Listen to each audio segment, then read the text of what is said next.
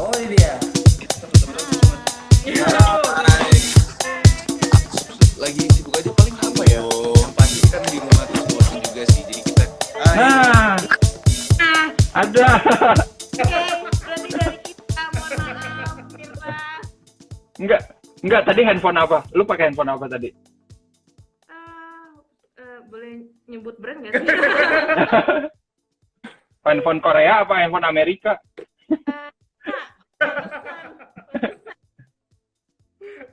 Iya, kok bisa sekarang?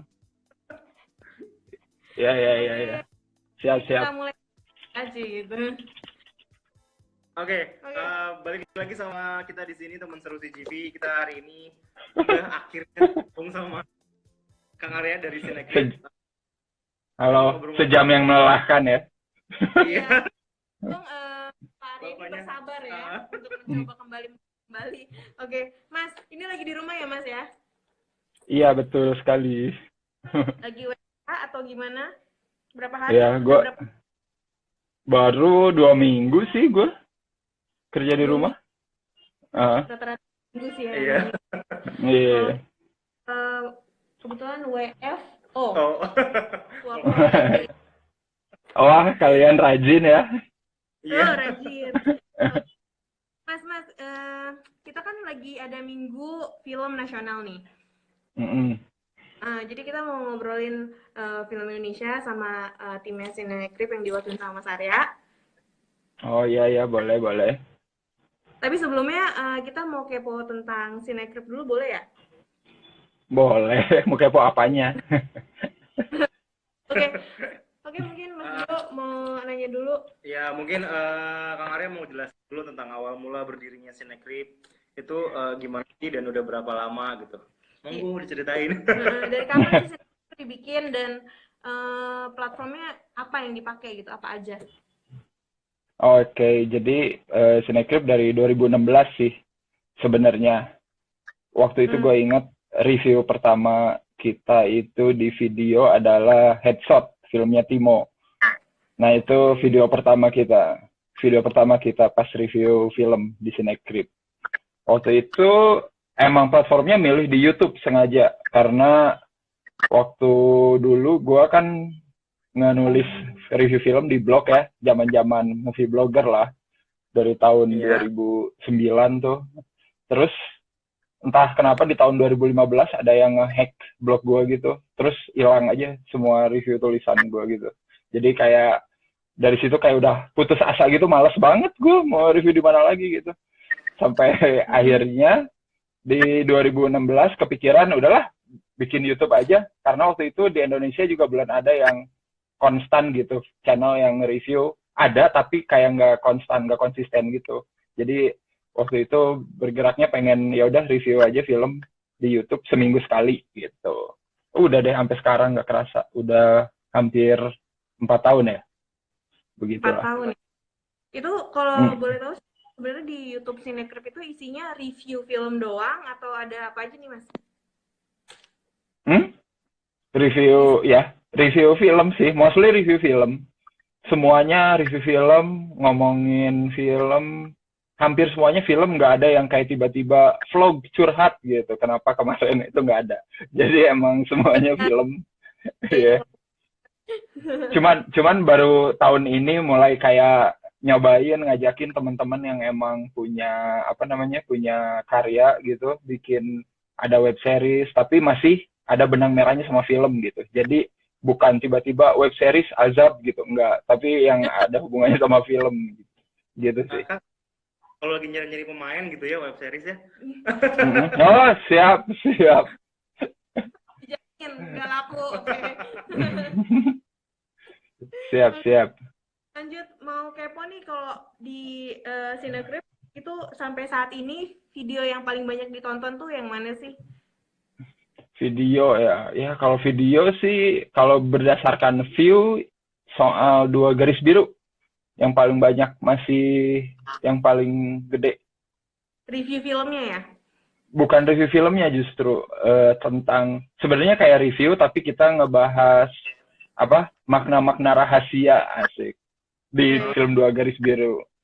Entah kenapa itu tiba-tiba view-nya melejit aja gitu. Kayaknya orang-orang pada pengen tahu aja kalau rasanya hamil di luar nikah apa gitu kali ya. Gue Itu nggak tahu gue juga. di luar nikah. Enggak ya? Iya kayaknya nggak tahu juga tuh. Tapi kayak gitu sih maksudnya. Itu kalau boleh tahu berapa Kang viewernya tadi Kang? Itu tuh berapa ya? 2 juta sekarang?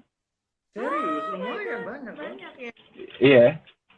Tapi dulu sempat itu tuh karena sekarang dulu tuh pas udah 1 juta view tuh udah nggak begitu cepat naiknya. Tapi karena udah lama kan sekarang udah 2 juta aja gitu. Oh, oke oke.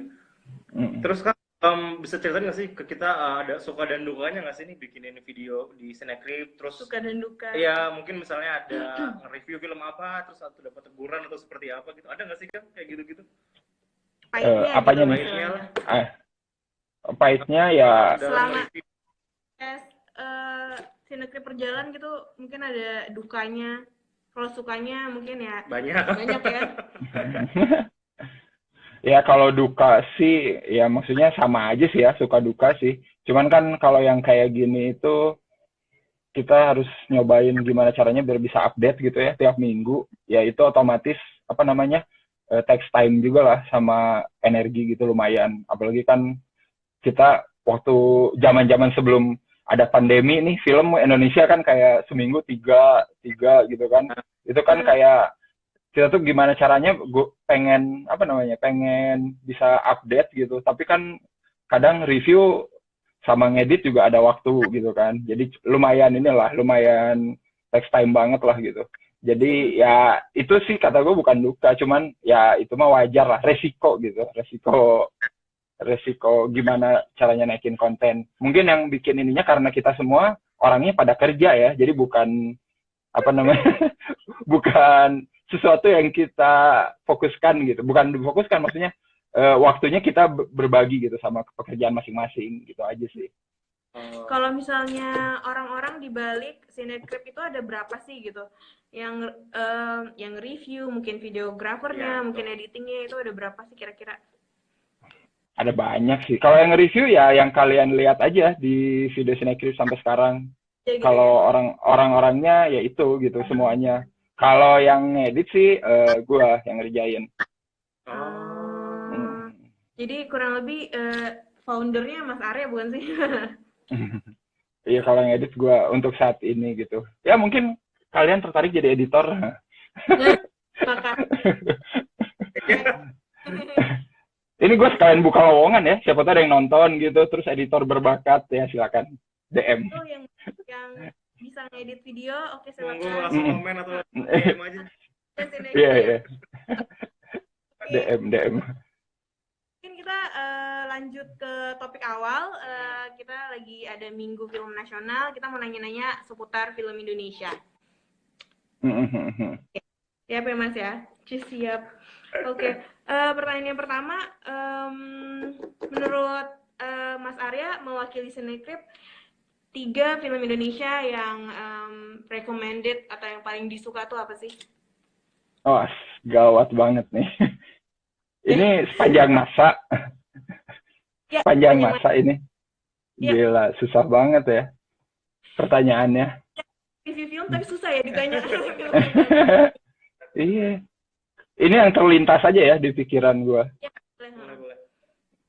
Yang terlintas aja. Yang sampai sekarang gue masih nonton nggak bosan itu adalah Janji Joni. Oke. Oke. Boleh tahu? Kenapa? Boleh tahu alasannya? Kenapa? Alasannya karena apa namanya lucu aja sama apa namanya menyenangkan aja gitu filmnya. Soalnya kan di situ karakternya banyak, terus unik-unik gitu kan, dan itu bikin kayak yang menarik aja, terus relate lagi ngomongin bioskop, ngomongin nonton film ya kan. Itu benar-benar kayak apa ya everlasting ya kalau bahasa ininya. Jadi kayak film yang lu bisa tonton kapanpun deh, kayaknya masih relate gitu. Kecuali role-nya ya. Mungkin role-nya udah nggak ada sekarang. Tapi experience nontonnya masih sama sih. Kata gue itu. Terus, apa ya, kalau film itu Janji Joni, terus, aduh, gue ini yang ingat aja ya, minggu lalu gue baru rewatch lagi film fiksinya Molly Surya. itu lumayan oke sih. Kalau setelah nge-rewatch lagi gitu ya, pas gue tonton lagi, ternyata seru juga ya gitu. Maksudnya dulu tuh kayak nonton itu tuh kayak, aduh kok kayak aneh banget ya, kayak nggak mungkin banget gitu ada cewek kayak gini gitu. Tapi pas sekarang nonton lagi kayak, seru juga ya. Karena judulnya fiksi kali ya, gue baru sadar ini mungkin emang hanya fiksi gitu. Gitu sih. Oke. Rob. Yang ketiga? Yang ketiga apa ya? Yang ketiga oh ya ini yang keingetan lagi ya sekali lagi. Yang masih horor yang masih gue serem nontonnya sekarang itu Keramat. Entah kenapa nonton siang-siang juga gue masih tetap agak merinding gitu. Mungkin itu kali ya kalau horor. Tapi banyak sebenarnya horor yang menyeramkan. Cuman ini yang kepikiran. Nah, tadi kan 3 film Indonesia yang favorit ya. Sekarang kita balik.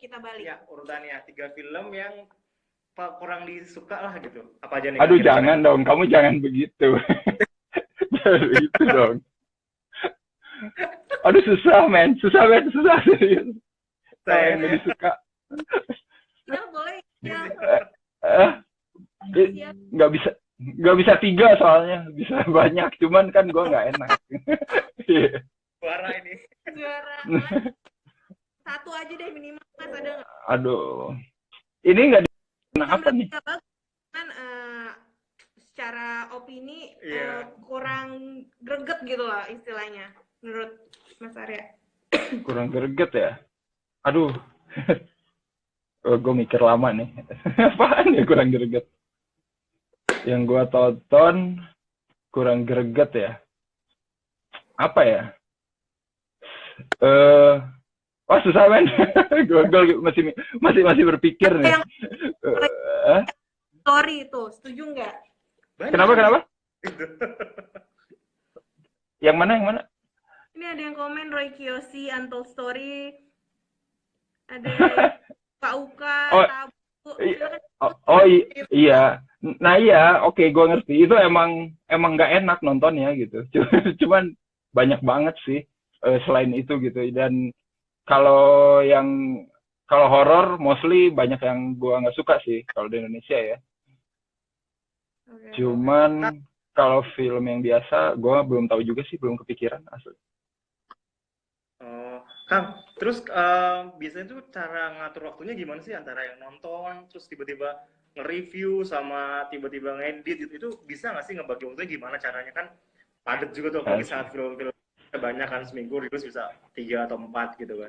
Itu gimana? Atau ada kriteria khusus yang mana yang mau kita pilih buat di-review atau buat Iya, itu emang makin kesini emang kayak waktu makin sempit ya. Jadi gue sebisa mungkin yang ngebaginya diusahain misalkan film yang kira-kira orang bakal nonton duluan deh. Maksudnya film mainstream yang kira-kira orang bakal lebih banyak nonton duluan, mungkin itu diutamakan gitu. Maksudnya untuk duluan. Tapi kadang ada film yang menurut kita berpotensi bagus nih, cuman kayaknya yang nonton dikit deh. Jadi kita utamain itu dulu gitu. Karena takutnya nanti pas kita review keburu hilang dari bioskop. Iya, kayak gitu. Jadi ada yang kayak misalkan kayak kemarin aja contohnya kayak Mecca and Coming itu kalau nggak di review duluan pasti filmnya hilang tuh. Padahal kan lumayan menurut kita gitu sih. Tapi kalau ya bagi waktu sama ngedit ya itu mah pinter-pinternya aja sih.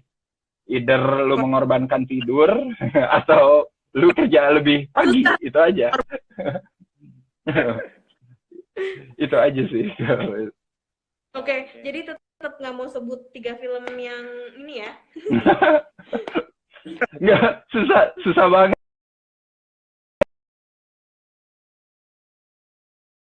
Orang tahu sendirilah kalau film-film yang kurang.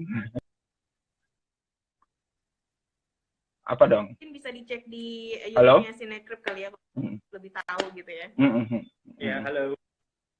Iya. Kang, Siap. Nah, terus ini kan dalam minggunya Pekan Film Nasional nih. Apa sih harapannya dari Arya nih untuk film Indonesia ke depannya mau seperti apa nih?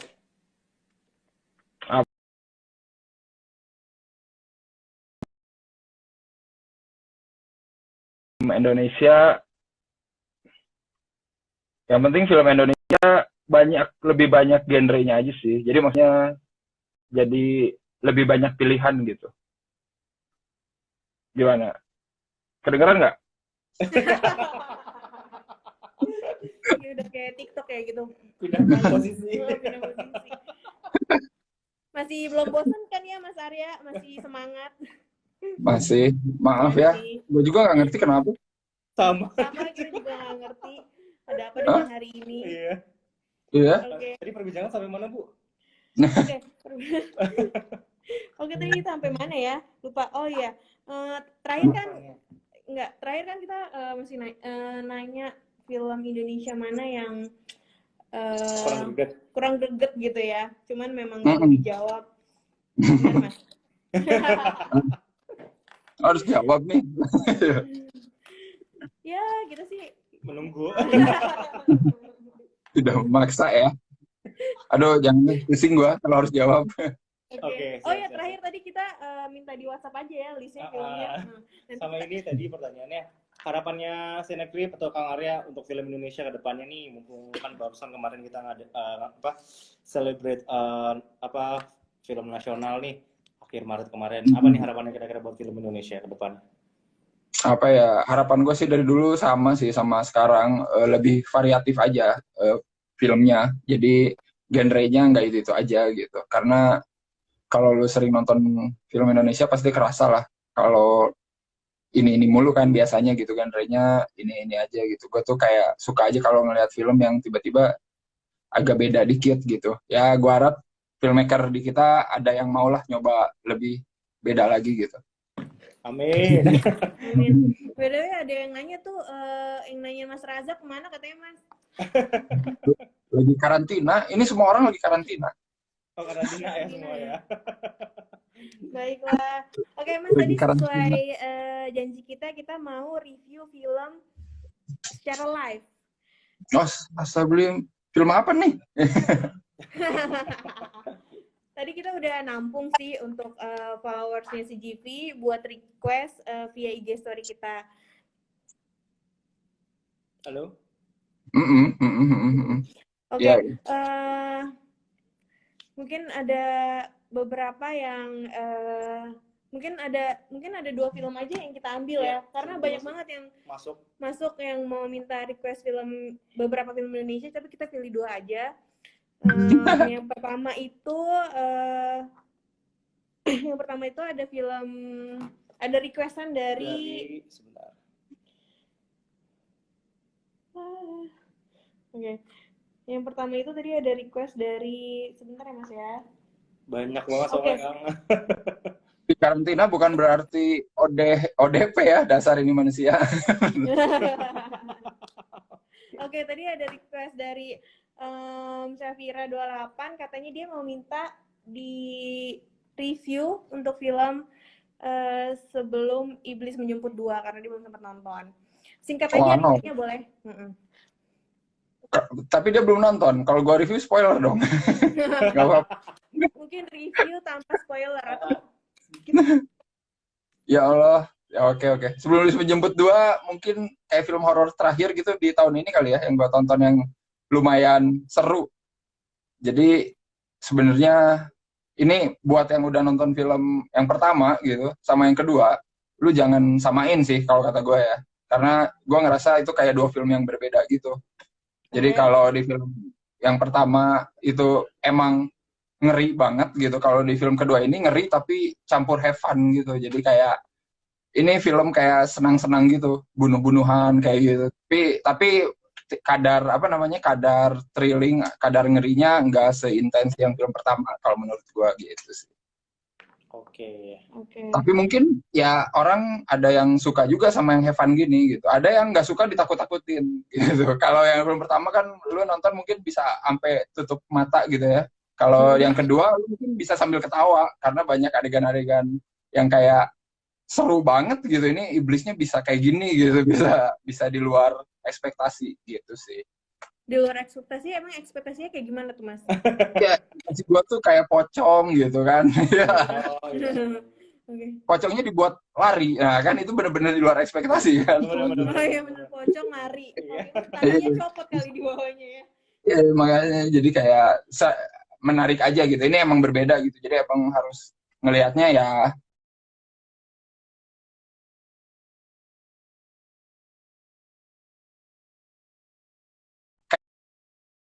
kayaknya buat yang nggak suka horor juga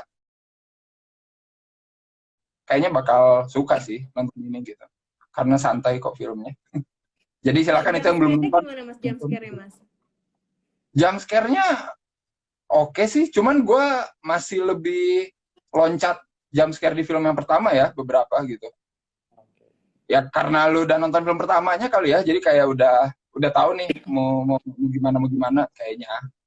Ya itu kan gue nggak tahu yang belum nonton mungkin tetap bakal loncat juga ya. Oke, berarti overall filmnya gimana Mas?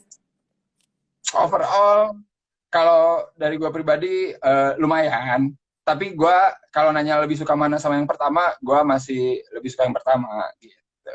Ini bahasa halus ya. Siap. Siap. Oke. Selanjutnya ada request dari Raffi.Nugraha. Dia mau di-review untuk film Aku Tahu Kapan Kamu Mati. Dan nonton dong. Aduh, ya Allah, itu film terakhir yang gue tonton juga horor sebelum adanya pandemi. Sayang sekali Mimpi Buruk. Tapi ya nggak apa-apa ya. Mimpi Buruk kenapa tuh, boleh diceritain? Karena sebenarnya ini horor komedi arahannya. Jadi sebenarnya nggak masalah tuh. Cuman di horornya nggak dapet, di komedinya nggak kena gitu. Itu aja sih yang sayangnya buat gue. Gitu. Jadi kayak apa namanya? Kalau pengen horor komedi kayak apa ya, kayak film Thailand misalkan, kayak Forbia kayak gitu ya frontal aja gitu, horornya gila banget, pas komedinya gila banget gitu. Kalau di sini komedinya kurang kena, pas horornya juga kayak ya kentang juga sih sama gitu. Jadi kayak pengen cepet beres gitu, gue kayak pengen cepet ayo gitu, kayak pengen pulang gitu kan. Serius. Oke, kalau dari sisi lainnya misalnya sinematografinya, cast-nya, atau alur ceritanya gimana Mas?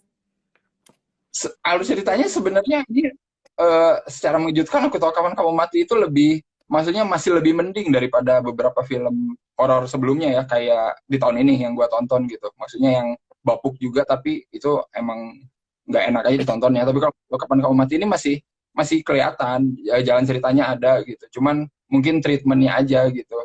Pengen horor, pengen komedinya kayak hit and miss gitu sih. Jadi kayak ya udahlah, gua jadi beneran di bioskop tuh agak boring aja sih di tengah-tengah, apalagi pas mau menuju akhir. Aduh, harusnya sih itu dikasih ke yang biasa menangani komedinya kali ya. Nah itu kali yang kurang. Biasanya kan kalau film Indonesia gitu, kalau pengen bikin yang ada komedinya biasanya ada konsultan komedinya gitu loh. Jadi kayak gitu loh.